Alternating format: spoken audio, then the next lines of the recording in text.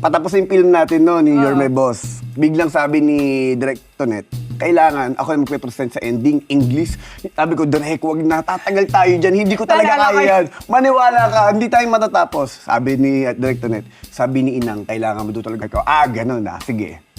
Kinuha ko yung script, pinasulat ko, tapos dinikit ko. Ano ba, sino nagsulat? Ikaw! Ikaw! Tapos, meron pang, di ba, dahil di ba, sige na nga, ano Sabi na ko, nga. ako na magsusulat!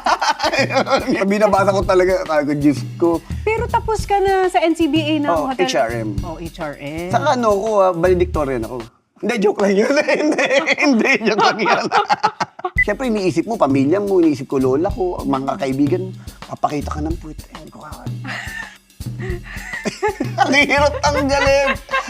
Di ko makalimutan pa ang brief ko ng bench pa yun eh. Gagawin.